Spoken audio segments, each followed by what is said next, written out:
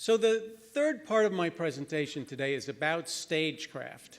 I was talking to Anne-Marie, I'm not like Chris Rock exactly, prowling back and forth, but I like to move and I don't stand at the podium. I'm going to do a little bit of that. For those of you who are watching on the video, bear with me, and I hope you'll be able to imagine what I'm doing if I step off camera. The fact is that most people don't make 100 presentations in a lifetime, right? They don't do this for a living. Certainly you don't do this for a living. You're scientists, you're doctors. And let me also say, by the way, that every time you make a presentation, every time you talk to somebody, it is a presentation. So you have to think in terms of that. But that said, while a certain few of us stand up and make speeches to an audience on a regular basis, most people don't. They don't make 10 or 15 formal presentations a year, whether it's to internal groups or the Chamber of Commerce or a Senate subcommittee hearing, or a room like this with people on phone links and videos. So let's take a quick survey, show of hands. How many people make, by some description, 3 to 5 presentations a year? Okay, a bunch of hands are going up. Keep your hands up, hands up. How many people make 3 to 5 presentations a year? How many people make as many as 25 presentations a year? Okay, a bunch of hands went down. There's a few hands still up. How many people make 50 presentations a year? One guy in the back, okay? So most of us are not really good at it. We don't practice it. It's not something that we do. So if you get the shakes thinking about going up and making that presentation or that speech, you're not alone. Jerry Seinfeld. I've mentioned Basil Rathbone. Nobody knew what I was talking about. Everybody knows who Jerry Seinfeld is, right? Good. He said he read an article with the ratings in it and said that people's number one fear was public speaking. Number 2 was death, which suggests that most people going to a funeral would rather be in the coffin than making the eulogy. It's not easy. You're facing a tough crowd. But bear with me. We'll go through a few things. I'll give you a few exercises you can use. And at the very end, I'll give you my personal one tip about making a presentation that I promise you've never heard before. Okay? As I said, I'm being videotaped. I have to stand at the podium. But hopefully I've been demonstrating some good body language. All these things that I've been doing.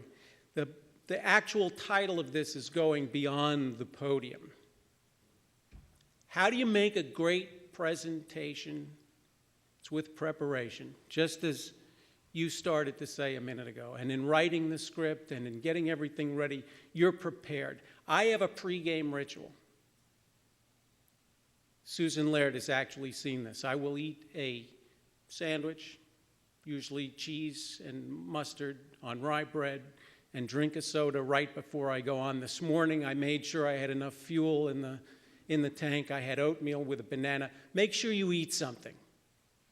Get ready. Nothing that'll upset your stomach, but have something so that you're ready to go. Walk the room. I've presented in this room before. I still came an hour early. Know what the room looks like. Back corner, front corner. Walk around, sit down, look at the screen. Get a sense of what you will look like when you get up here. Do a tech check. I did a tech check 2 weeks ago. Got here this morning, realized that I'd missed something, but I got here an hour early. Get there early so that if something goes wrong, you can fix it. These are not actually my slide fonts, but I had a hard drive, and what we didn't discuss today is that, in fact, I have this on the cloud. So even if I dropped my briefcase down the sewer, I would still be able to make this presentation, okay? If you can, go to a meeting. I was here 2 weeks ago. I saw a Tuesday morning seminar and a post-Tuesday morning seminar, I got a sense of how the meeting proceeds. And if it's possible, get there early enough that you can stand up at the podium, run through your talk. You don't need your notes, you don't need your slides, just run through it. Get familiar with it when there's nobody in the room. Practice looking out at all the spots where you were sitting before when you walked the room. Look at the imaginary people in those seats so that by the time you finally get up there, you'll be Steve Jobs. You're ready. You're ready to step up. Everything feels familiar because you feel like you've done it all before. Another trick, adrenaline. I got it. I make 100 presentations a year, easy. I still get an adrenaline rush. I pace up and down the steps. If you're a singer, you would sing through an aria and just blow out all that tension. If you were a baseball player, you'd be taking batting practice. You'd be running through scenarios in your head. Warm up by doing whatever it is you want to do. Some exercises. And then, after you've shouted and you've walked and you've paced and you've done a little bit of exercise, then relax. Let your heartbeat come back to normal so that, you ever see anybody holding their notes and you can just see that little tremor in their hands? Blow out all the adrenaline so that you don't have that stiffness in your body and the tremors. And it's time to go on. Right? Can you just hear that voice in your head? You remember when you were 8 and 10 and 12 years old? But you're fine. You're relaxed. You picked out your outfit. You're ready to go. As you walk up, meditate a little. Do what you do. Because when you are relaxed and you are confident, the audience believes that. They can feel it. They will connect with you. Don't forget, I know this stuff sounds really obvious, but you've been watching me do it all day. Smile. Make eye contact. Lean forward. Don't look angry. And I know that at CDC you have serious issues that you're talking about.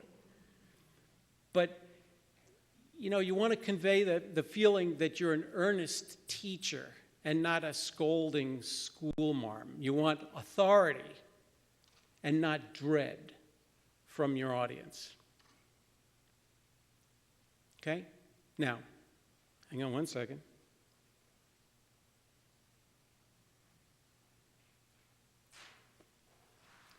This is a little thing that I call the Texas two-step, all right? Or the podium two-step, if you will. Most people stand at the podium, and they stand at the podium, and they hold on to the edge of the podium for dear life frequently. You've seen this. People are just, okay? So, I want you to practice this. I want you to practice these things before you go on. As you said, your prep makes you confident.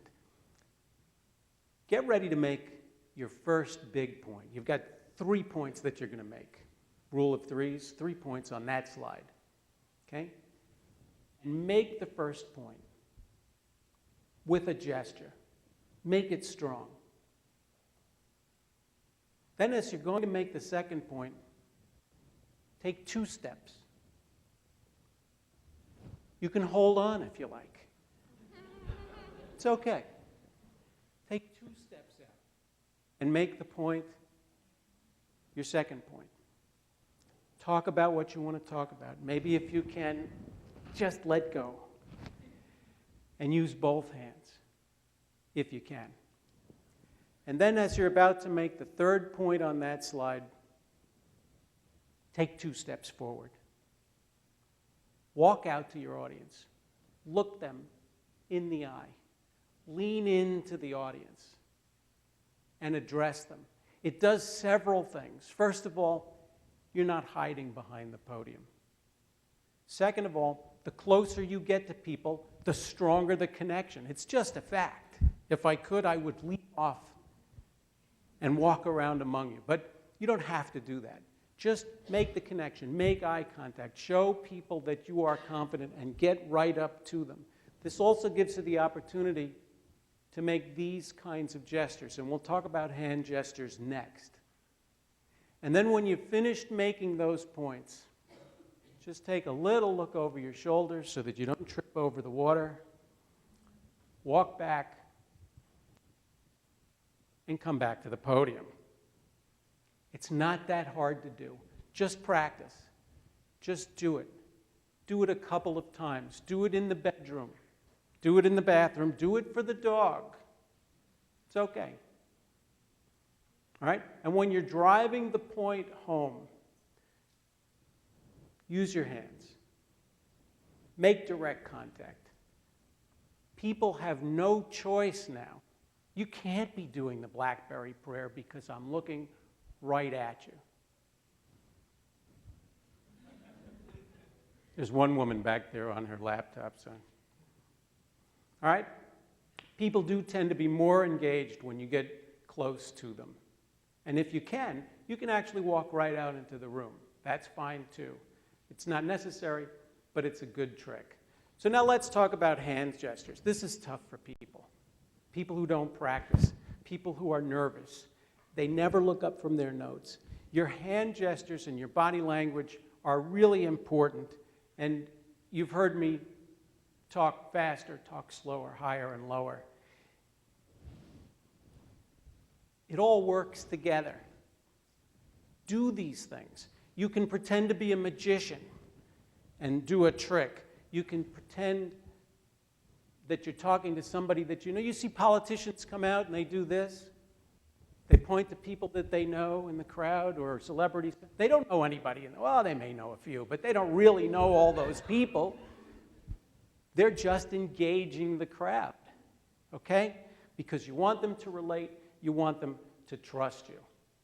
You can pantomime all these different movements. I want to give you a little exercise, and then we're going to play a little game. This is what I actually did in Toastmasters. We have a section in Toastmasters. Anybody here a member of Toastmasters? Okay. Toastmasters is a great thing, and one of the sections is making speeches with hand motions. So I actually choreographed a cooking show. That was my speech. And I can stay on camera for this, I guess, but pretend that, and I'm doing the hand motions, right? Pretend that this is the stage of a cooking show. And I have my pans over here, I have my countertop over here, my knives and my bowls, and I'm doing mise en place. Mise en place, having all your food ready in place. So I did hand gestures, actually doing a rough chop on that onion. First I go this way, then I go this way, because if you go with the grain, then you turn it, you go against the grain, you have a nice rough chop, right? And you take all those diced onions now, and you put them in the pan, and you start to saute them, and do the same thing with the garlic. And I went through every motion while I was making this presentation. And actually, yes, I put the stuff in where's my burner? Over here, let's say. I went on and put the stuff in the burner, and I started to saute it, and I went through the entire motion of cooking this dish, which, by the way, is a real dish, and it's excellent. The magic comes after you've floured your shrimp, and then shake off the flour and put it in the pan, and it starts to brown with the onions and with the garlic, but then the secret is you pour all the wine in at once, and it seems like it's not going to work. It's too watery, but somehow the flour and the wine and the butter, don't forget the butter, all combine, and it turns into just an unbelievable shrimp etouffee. You serve it with a little white rice, you're good to go. All right? Choreograph your own thing and practice it, because if you can do all of that, then you can do this. All right? I want 2 volunteers. I'm going to give you something. You're going to stand up right now and you're going to do 30 seconds on the spot. Who's brave? Who's brave? No volunteer. Oh, I got a victim right here. All right, here's what I want you to do, sir. Pick a number 1. No, stay right there. Pick a number 1, 2, or 3. 3. I want you to be a traffic cop, directing traffic at a busy intersection. Go. 30 seconds.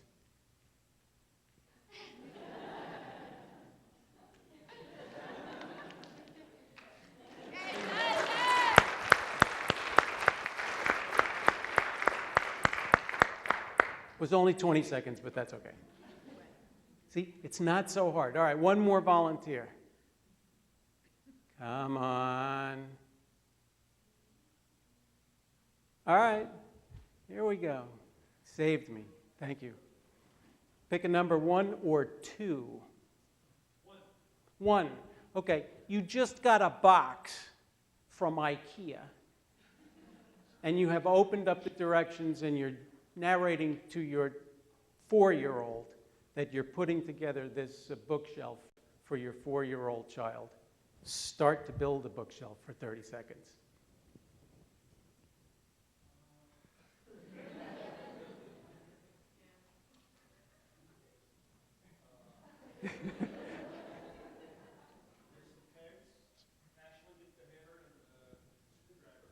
Build something.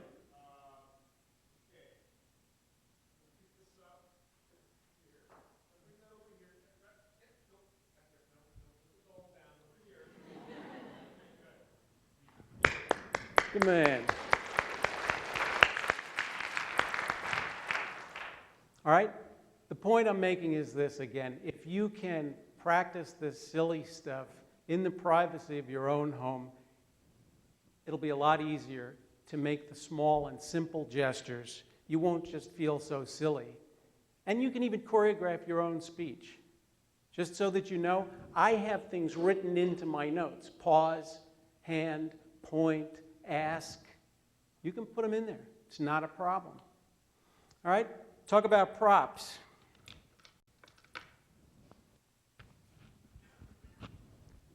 It's not always possible. It's not always appropriate. But there are some times that you can do it. You get a laugh, adds some excitement, adds some variety, keeps people awake, makes them pay attention because they never know what's coming next.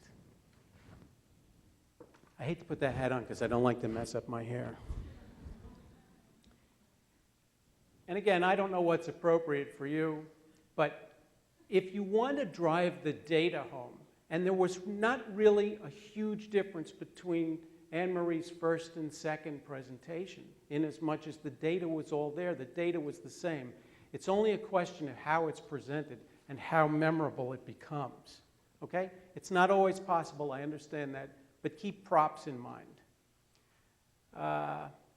Abraham Lincoln had a nasal, twangy voice, and yet somehow he was one of the, apparently, I mean, I've never heard a recording, but I'm told, he was one of the great orators of all time. Jimmy Durante, I hate to use the old expressions. Does anybody know who Jimmy Durante was? Jimmy Durante had a singing voice that sounded like gravel with breath control, okay? But it doesn't matter how you sound. It's only a question of how you make your delivery. So don't forget, all of these things build into a really good presentation. Speak faster sometimes if you've got rising action. Speak more slowly. Pause. Silence works. Whatever you need to do to change it up. And don't forget about volume control. Okay? Sometimes louder, sometimes less loud. I mean, go back to Jack and the Beanstalk. Voices work too. Have you ever heard anybody tell the story without going fee, fi, fo, fum, right? Don't be afraid to do that stuff on stage. And I know this is the last thing I'm going to say, drives people crazy. Record yourself and listen to it, right? Everybody goes, oh my God, I hate to listen to myself. But everybody else has to listen to you. So at least you should know what they're up against. All right? That's my basic presentation. We've done Storycraft, we've done Slidecraft, and we've done Stagecraft. Don't go away, this is the big finish.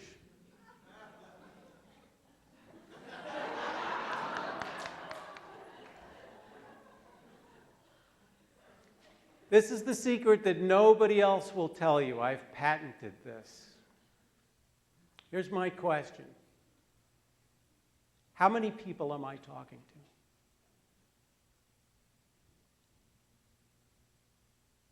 There's maybe 50, 75, I don't know how many people are in this room. There are how many people on the phone lines? There are how many people doing the video link wherever you may be, and thank you all for coming. How many people am I talking to? I'm only talking to one person. Now, I know there's 75 people here, and there's people everywhere in groups of 3, 4, and 5, in offices and conference rooms, but I'm only talking to one person. Here's what I'm trying to tell you. When I was a young man, I was a disc jockey. I did a prime time radio show on a disco dance station from 7 until midnight. We were the #1 station in the city. There were tens of thousands of people listening cumulatively every week, and thousands of people at any given time. But here's the paradox. Even though I'm talking to that many people and Super Bowl commercials are seen by millions of people, I'm only trying to get the message across to one person.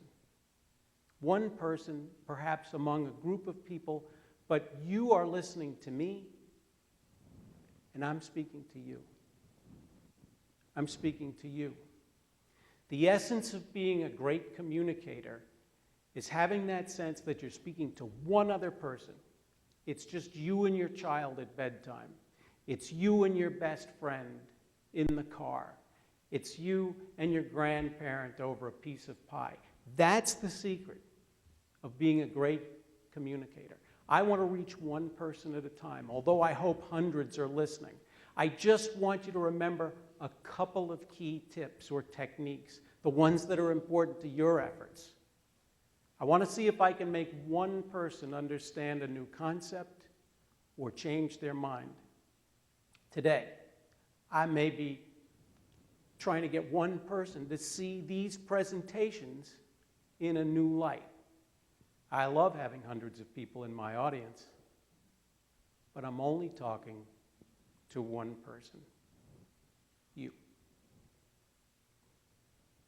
I'm Steve Brett. I thank you all for sharing your time with me today. I want to thank Julie Magri for inviting me. I want to thank Dr. Anne-Marie France for helping me deliver this presentation.